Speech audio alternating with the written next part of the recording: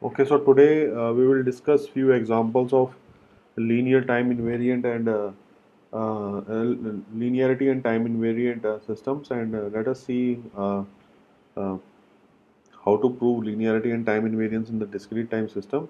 So let's give you one example, and and I'll ask you to solve this. So in order to test the linearity,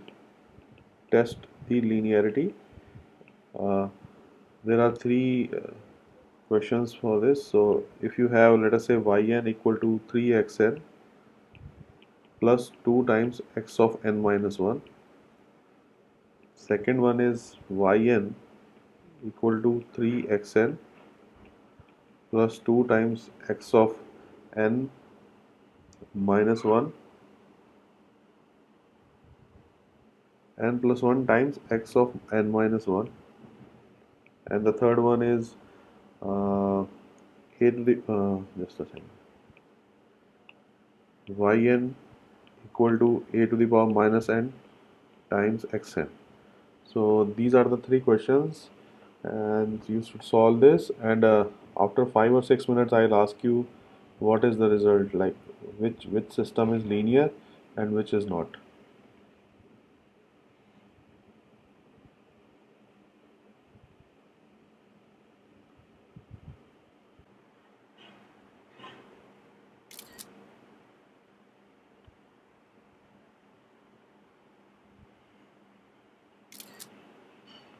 Okay, so who has solved this problem?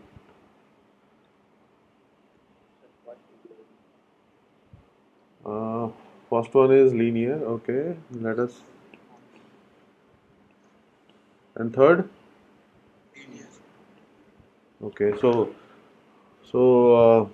let us see, how we will go in order to prove it, because you have to prove it by using some steps. So if that steps are not there, then the marks will not be allotted. So you cannot give direct answer here. So unfortunately, I cannot see your answers because we are online.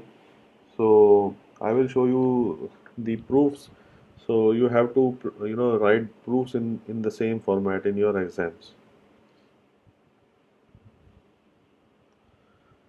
So let us say if you have yn equal to 3xn plus 2 times x of n minus 1. So as you know, in linearity oh, okay.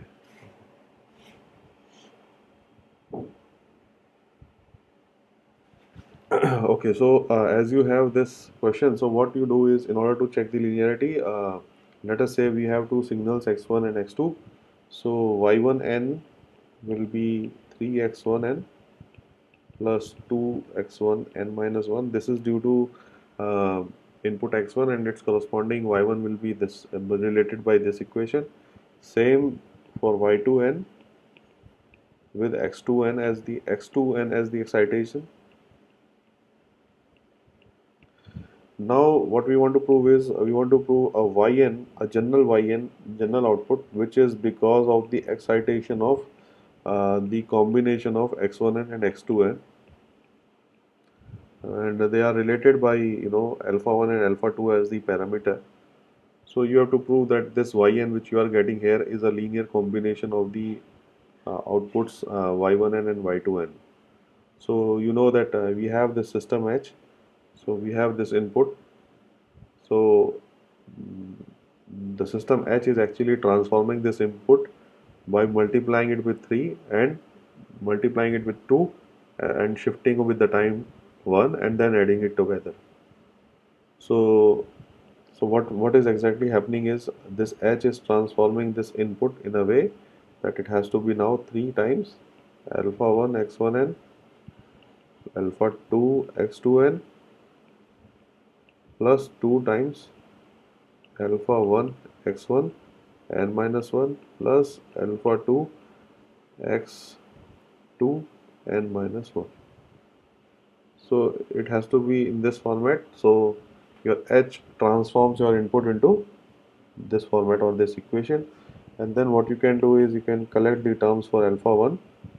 So what you will get is 3x1n plus 2x1 n minus 1 Then you correct the terms for alpha 2. So it will be 3x2n plus 2x2n minus 1. So now you know that the first term is basically nothing but y1n and the second one is y2n. So this shows that this system is linear and it can be represented as the linear combinations of uh, alpha y1n plus alpha 2 y2n. So in your exam also you have to do in this way only. Same if you go with the second one where your yn is 3 times xn plus 2 times xn plus 1 xn minus 1. So you can see from this example also that the two terms here are multiplying together, so it's non-linear.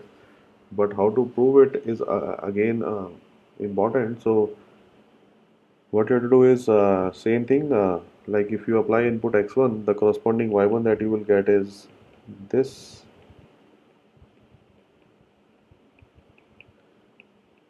and once you have x2, the corresponding y2 will be this.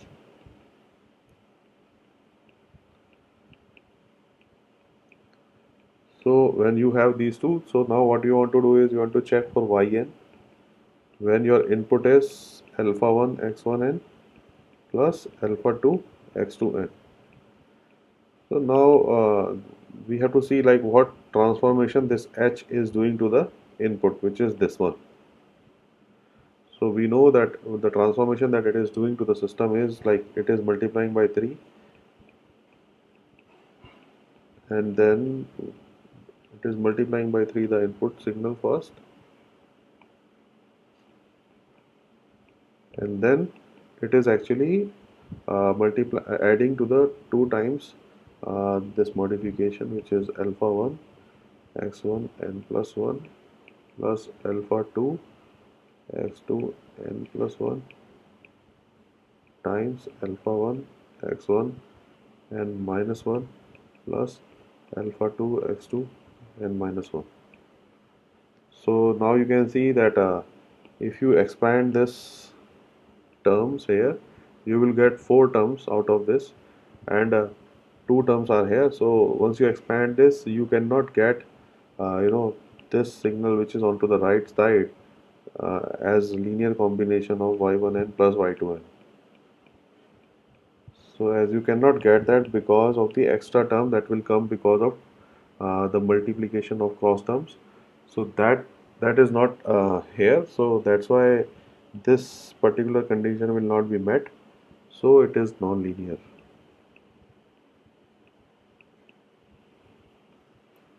So this is the second one. For the third one, if you have yn is equal to a to the power minus n xn, this is simple actually. So here you can do it yourself also. It's just the same repetition of what we are doing, and the system is basically transforming the input by multiplying it with the a to the power minus n. So this is the transformation that h is doing to the input. So you can do this yourself. So this actually is again a linear system.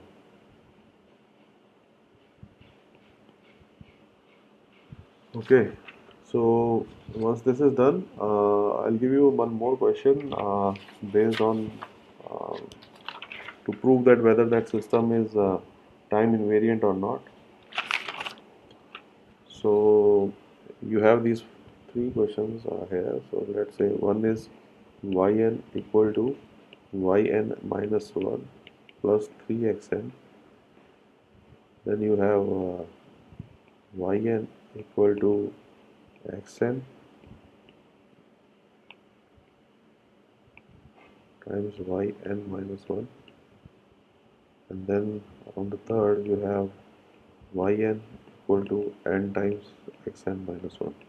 I'll give you 5 minutes to solve this and check whether these systems are time invariant or not.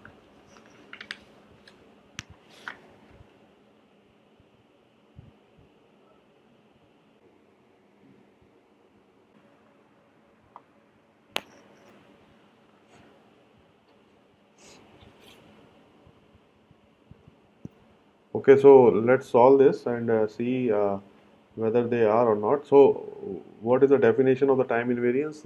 If you see, the definition is like if you have xn here as a system input which is applied to the system h, and what you are getting as output is yn, and if you do a shift in the input signal by a k amount, then your output also should shift by same amount. This is actually your basic in order to prove, you have to do something like this. So here what you do is you replace n by n minus k, that is the variable change in the inputs and the outputs.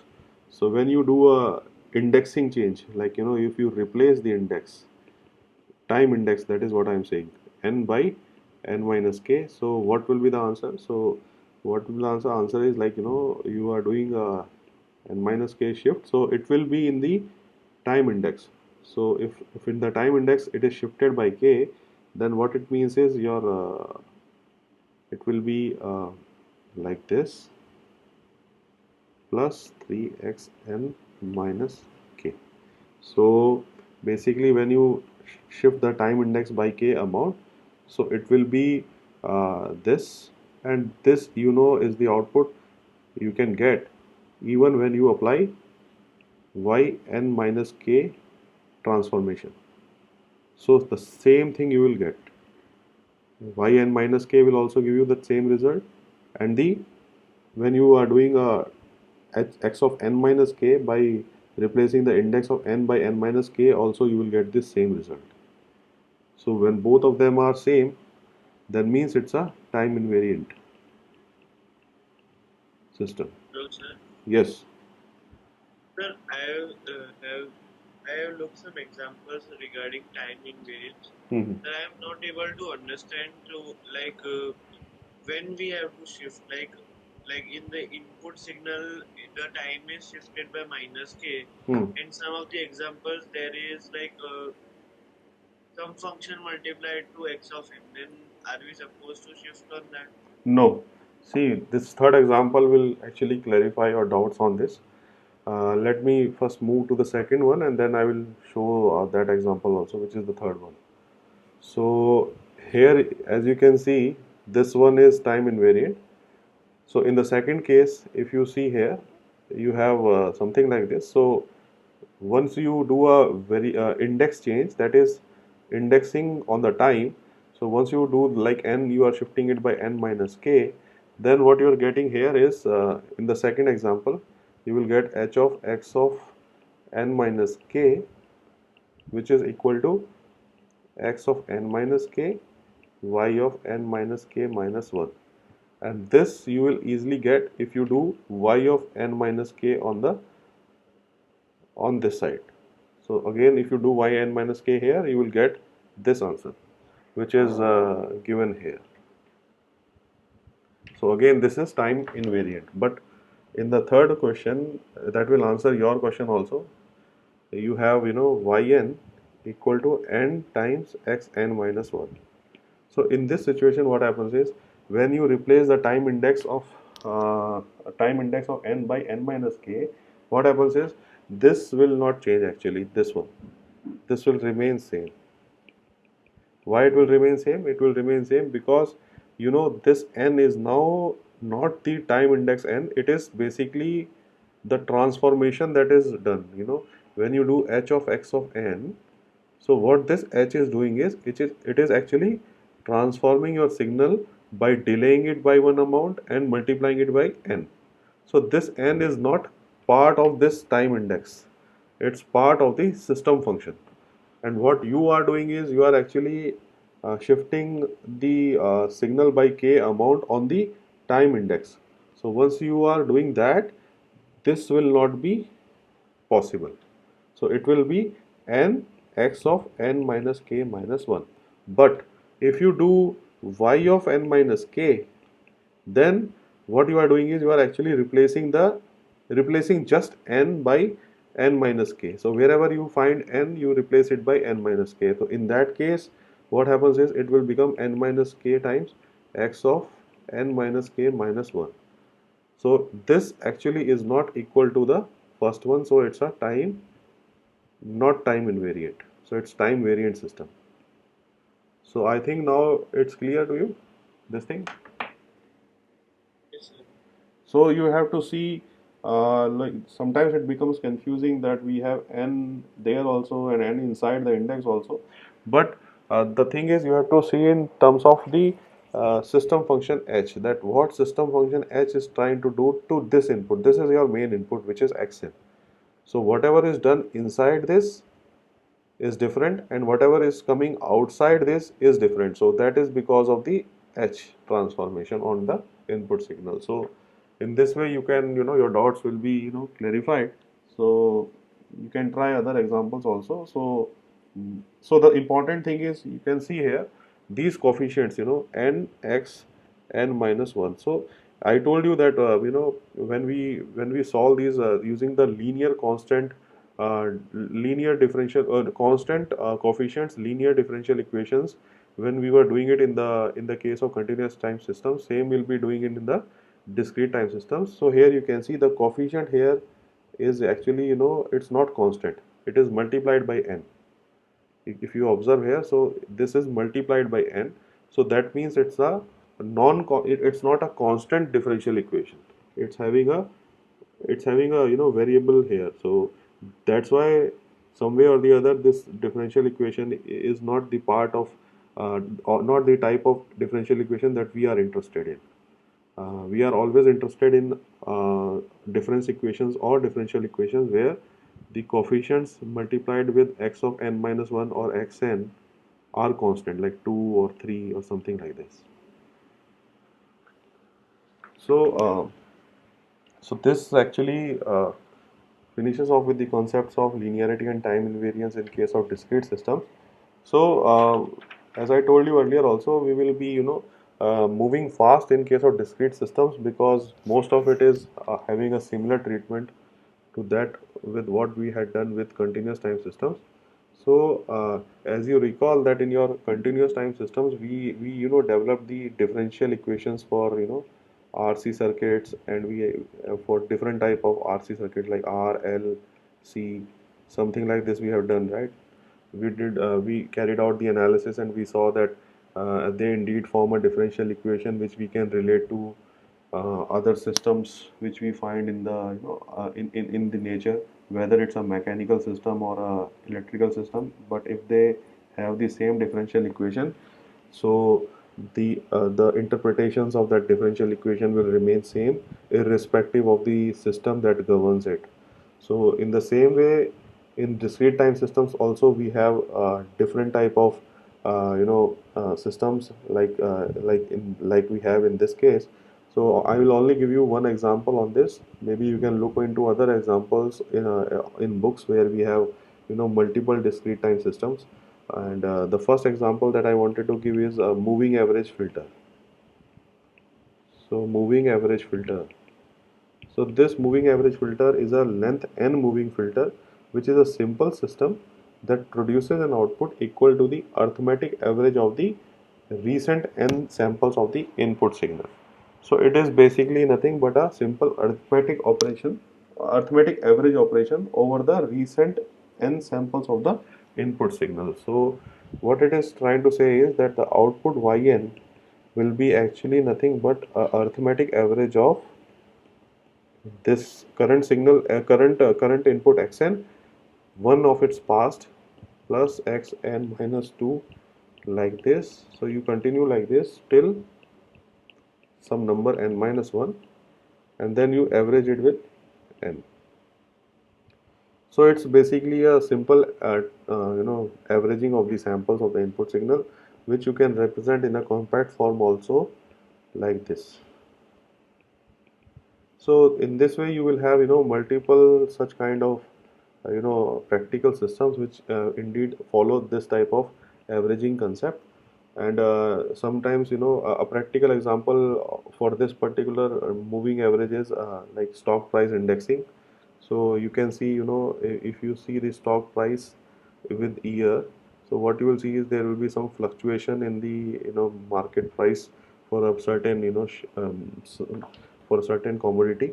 So if this fluctuation is there, so what you are trying to do here is you are trying to average out these fluctuations so that it becomes a smoother version of this of this noisy version, because this is quite noisy. You can see there are a lot of ups and downs. So if you do something like this, where each of these samples here are a discrete samples having the value of x0, x of 1, x of 2, x of 3. So all these are discrete values here. So what you are trying to do now is you want to actually smooth out these discrete samples, so that all these high variations that you have here will be smoothened out. So when you operate like this, where you are actually taking the current input and its past inputs and averaging it out, and then estimating that current output here, taking into consideration all these past inputs plus the current input. So whatever value that you will get here will actually be for the sample by sample, and the value of yn that you will get here will be, you know if you take, let us say, um, 50 samples. If you take 50 samples like the previous 50 samples, so what output you will get is something like, something like this. So as you can see here, as you have taken into consideration 50 samples, past 50 samples, so what yn is actually giving you is a smoother version of the noisy version that you have in the uh, input here. And please note that though I am drawing it as a continuous time system, but since it's a discrete, so you cannot draw the way I have drawn it. You have to actually draw in terms of the vertical lines, like here, like this. So it's not. This is just for illustration that what kind of transformation this yn will bring to the system when you are doing this averaging. And if you do, let us say, 100 samples instead of 50 samples, then can you tell me what kind of signal you will get? Will it be more smooth compared to the blue one, or will it be in between the first one and the second one? Anyone can answer? If I take 100 such samples,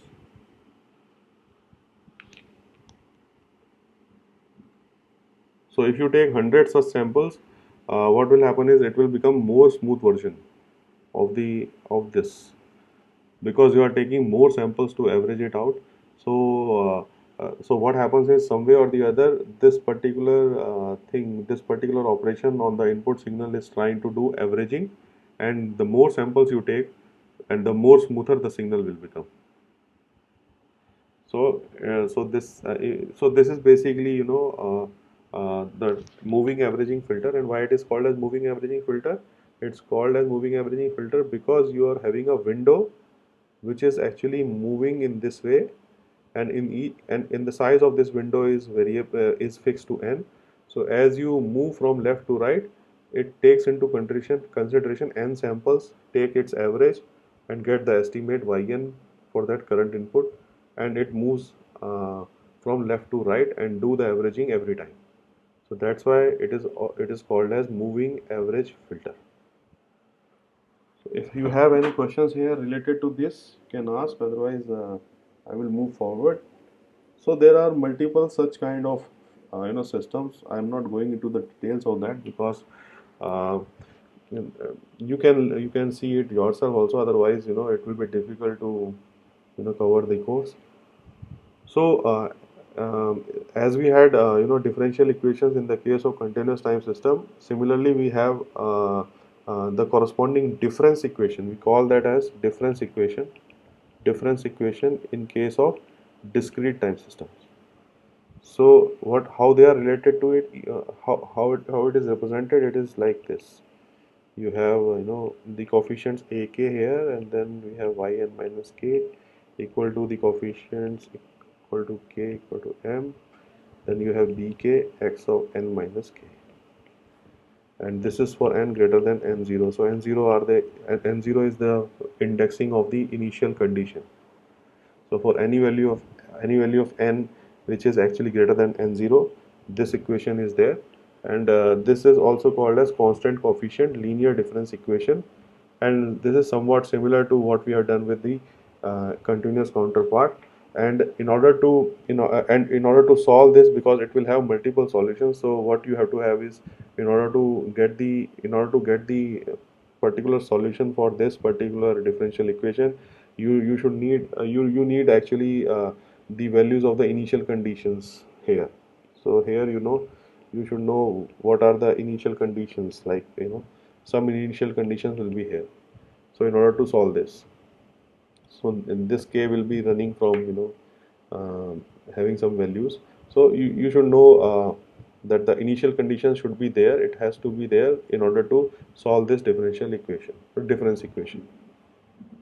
And the important thing is, if you are constraining this difference equation to be time invariant, then the obvious conclusion that you can make out of time invariant property is that your initial conditions y and 0 minus k will be equal to 0. So this is very important. So if you say that your difference equation is time invariant, then you can not time invariant, sorry, linear. So if you constrain your difference equation to be linear, then you have to have this also as one of the constraints in the linear time invariant property for this difference equation. This is similar to what we had done with the case of continuous time systems. So again, the solution of this can be broken down into two parts. One is called as the homogeneous solution, another one is called as the particular solution. And here we have this homogeneous solution or the natural response, and then we have a particular solution or forced response. So forced or particular, or natural or homogeneous, both of them can be used interchangeably.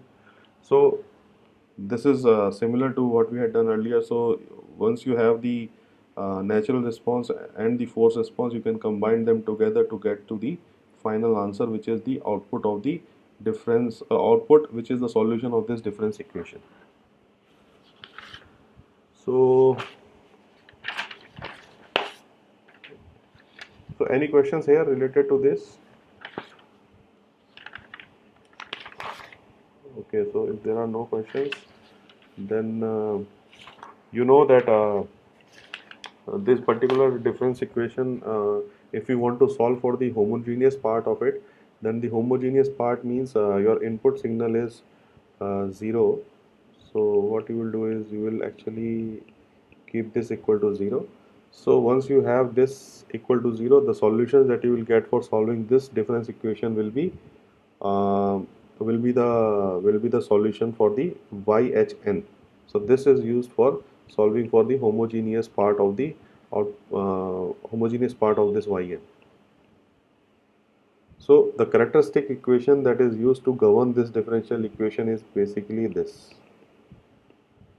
ak z to the power minus k equal to 0. So this is basically the characteristic equation that is used to govern to find the solutions for this particular differential equation, which is here. And so what you can do is, this particular thing, this particular characteristic equation is obtained by just substituting yn minus k with z to the power minus k. So if you do this substitution in the difference equation here, you will get this equation. So once you have this equation, if you recall, it is similar to the continuous part where we had e to the power st here. So similar thing is going on in case of discrete time systems. So once you have z to the power minus k replacing yn minus k, so you have this characteristic equation, and this characteristic equation will have solutions in the form of z. So you will get multiple roots of z that satisfies this equation. So if you take combinations of all the roots of z, then you can form the homogeneous solution or the natural response for this differential equation as ck z k n. So in this way you can form the solution for the homogeneous part, by taking all the roots of this equation which is over here, and all the roots are actually indexed by zk. So these roots are obtained by solving this particular characteristic equation. So depending upon the roots, like the quality of the roots, in the sense that as we discussed earlier also, that the roots can be distinct and real valued. So if the roots are distinct and real valued, you can represent your homogeneous solution as this, which is ckzkn. If the roots are complex, that is, if you solve this characteristic equation here, if you solve this characteristic equation here, and the roots, if the roots come out to be complex, then the solution will be represented as this one.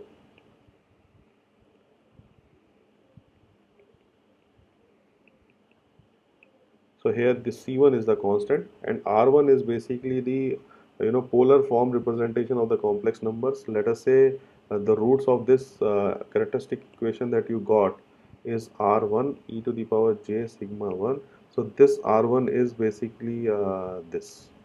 So what you are doing is, if the answer to this characteristic equation is a complex number, you convert it into the polar form. So it will be like this. From here you can take this R1 and you can use it here. So basically you have only one unknown coefficient C1 which is to be determined using the initial conditions. Though it looks like that this is also a constant, but it is not. It is coming through this conversion of complex number into polar form.